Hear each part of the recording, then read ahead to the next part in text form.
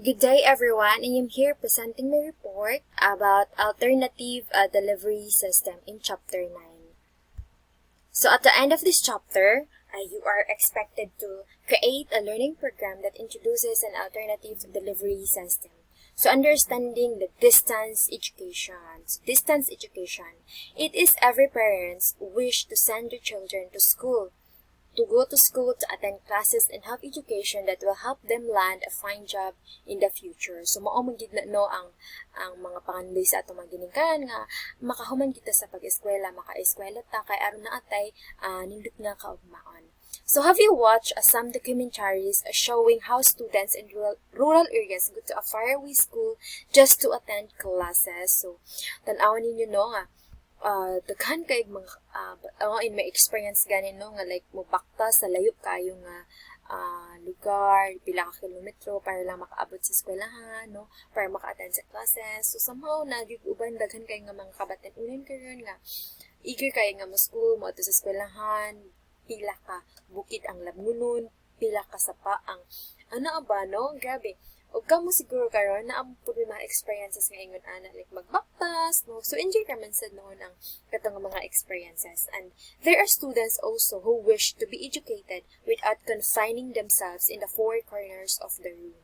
So karon mo nahitabo na karon ang inyong nga no inyong wish. So ads or alternative delivery system helps in bridging the gap between the teachers and the students of different standards when it comes to instruction. So, the alternative delivery system, no, it helps, no, sa teachers and the students na makontinue gihapon, no, ang learning bisan pa layo, no, ang distansya nato. So, karon mo ni siya ang nahitabo.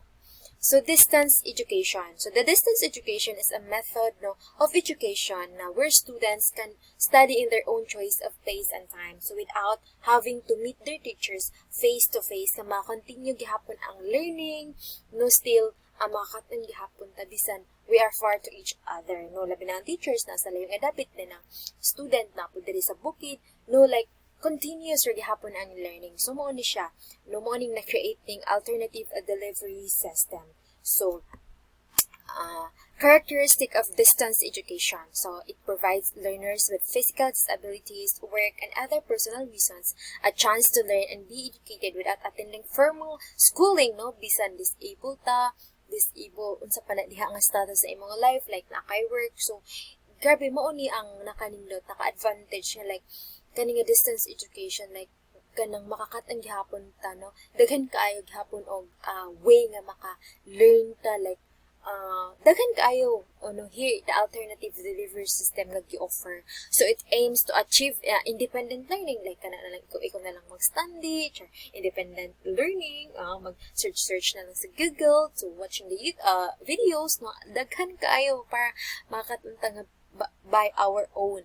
So provides learners with learning packages which are prepared by qualified instructional designers and are supported by various technologies.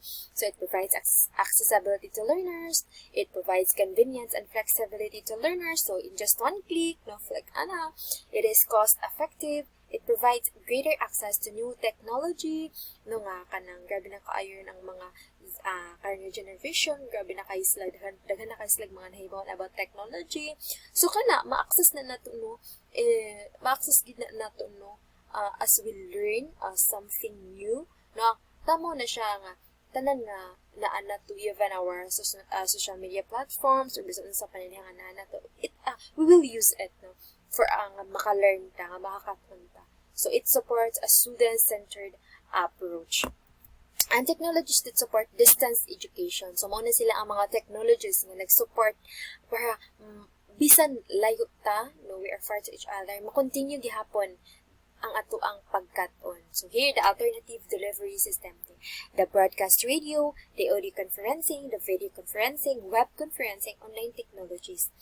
I know nga, kita dire, no, kita nga kamo, ako mga classmate, nga mga audience, ani ang gimo nga video, like, ato, somehow, daghan na kay tag nahibuan ani, kay, labi na karon sa itong situation, like, online kanta ng online classes no, like daghan kayo tagkaroon. So kani nga akong report or akong i-share niyo or akong i-discuss ninyo kay like kabaw nang daan og no nga kanang ano na ba familiar ninyo.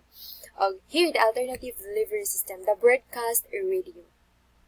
So radio is an alternative delivery system or an ads which is considered as a powerful tool when delivering a lesson or disseminating information to a large group of students. Ang radio yun no, ang powerful tool sa pag-deliver sa lesson. Is the most accessible ads for it can reach people even the most deprived areas at a relatively low cost. So bisan na sa kabukid-bukiran, so you can still kanang makalearn gapon ka by listening the radio. So sa amo bukid man amo o sa radio like na kay ang mo siya ang radio is like kanang bisan asa man siya no, bisan na ka sa bukid na lang ang radio. So delivering a lesson via radio saves time, energy, and money.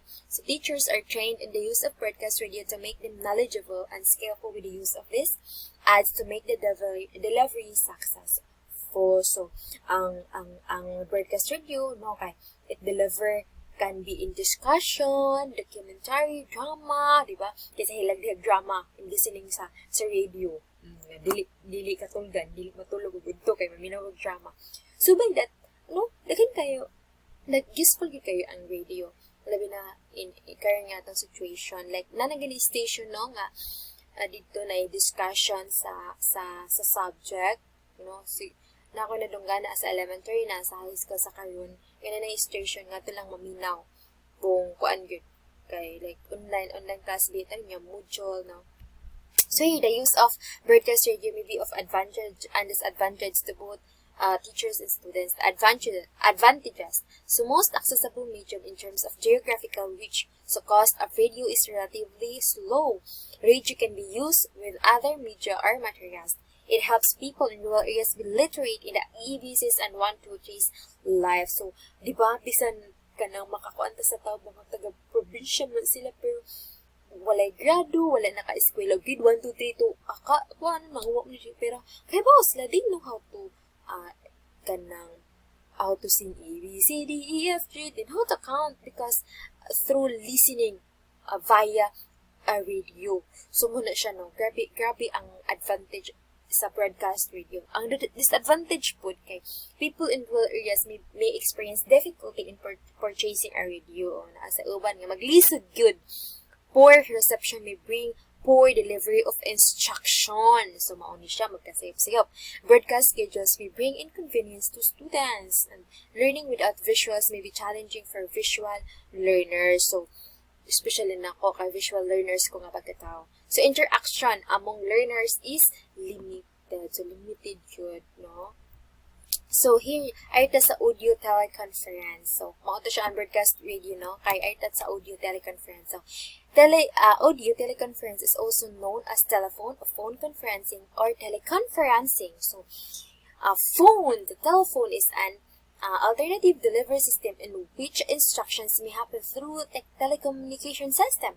Is a teaching technology that is flexible, economically reasonable, and available. So it is a synchronous technology that transmits communication in real time. So other instructions materials. So here the hands out, the photos. You can take photos. You can watch videos, no, through telephones, no, mo na siya. So dali ra gid kaayo ta maka-access, dali ra gid kaayo ta makakaton basta lang kanang mukapon lang gid ta. No, kanang like mukaan lang kita, learn lang kita, mubuhat lang kita. So pointers to make the instructions interactive. Acknowledge all contributions and inputs of the students. If students wish to say something, apply the interruption protocol, which is the equivalent of raising hands. So kanang you can tell them that if you have questions, may mga reactions, you can raise your hands. So man siya, kuan lang kita, careful lang kita to give instructions. Lalabi na ani. So respond to answers positively. So allow the students appropriate time to think prior to giving of answers to the questions. Have small group discussion. So manage the participation of Each student avoids students dominating the teaching and learning process. So encourage the students to do more of the talking. So ma-train, ma-practice gid ani ang atong pagka-historiador, atong pagkatabian kay more on talking taani. Para masada nato. So here's the video conferencing. Masada ang video mo ikatulo, the video conferencing. So video conferencing is used by teachers and students. Transmit occurs at a distance, and it is also called interactive video conferencing. So from the word video conferencing, so it kanang we can converse, no? We can converse and see each other through a video. So characteristic of video conferencing. So it allows learning at distance, no bisan layo. Through video, we can still continue learning. It allows learning through demonstration as seen in the video, no? And it allows global learning by having speakers or guests, lecturers share their expertise virtually. So kayo na sa atong experience like nanalay masend og videos nga like tagalaing laing naso, then we can watch it and we can have a learning from it.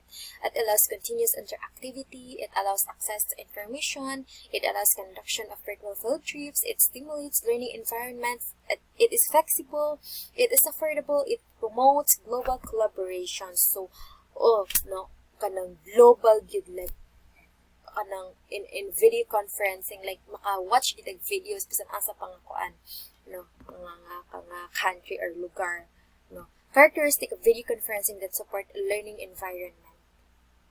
Characteristic of video conferencing that support a learning environment. So teachers and students are connected synchronously. Students develop their probing skills by points of questioning and clarifying. No, maka-ask the questions. Students listening and observation skills are increased. So by observing, no, listening, interaction, and collaboration among peers are enhanced through activities that give authentic learning. So here, tools needed for video conferencing. So familiar na kaayod taani kay like naka-use na taani sa most of us, like kita gyud halos na naka-use na taani, no, for video conferencing for us to continue nga maka-learn ta. So the hardware, computer or television, nakagamit na taani. Camera, microphone, speakers, codec, compressor, decompressor, the interface that helps compress information. Connection, the telephone line, network IP connection, then the software or apps. Dagan kita mga apps like Skype, Ovo, Adobe, Acrobat Connect, AT&T Connect, Mega Meeting. So, dili kay ta ako personally kay ko familiar ani, pero kayo natay daghan kay nga familiar na kay nga software like Google Meet, like YouTube, maka-watch tag videos, video conferencing like Messenger, no, like Zoom, GoToMeeting, join me na sa other meeting apps. So muna siya sa aritas ng web conferencing. So it is usually interchangeably used with video conferencing. So below, it shows a summary of the difference between web and video web conferencing unsa ilang kalahian. So somehow they have a similar but they have one set kalahian. So you can read, no, imong mabasa diha that unsay ilahang kalahian. Pero maumaorasan sila pero nagit sila kalahian. So are sa other online technologies. Sa other online telecommunications tools that educations can use to deliver instructions and through electronic mail and learning management system. So electronic mail or through email na, no, tanan kaya na ito nga mga instructions delivery, like through Messenger, no, through kuan na good. Like learning management system is a software application or web-based technology system that allows anyone to create e-learning content and coursework, deliver e-learning, no electronic learning courses to participant, no, nanatayog classroom, no, that manage learning materials. So it is most helpful in education which promotes e-learning, that is learning at a distance with the help of technologies. So below are the components of e-learning platform. So you can read that one kung inyo nang mabasa diha, no, the components and the functions. And then here, so naa diha, you can read, mabasa na inyo diha, and then other features of LMS or learning management system, learning management system, or LMS. So it allows teachers and students to hold and participate in conferences through audio and video. So it allows the creation and sharing of writing in a real time through the online whiteboard, and it allows users to create desired theme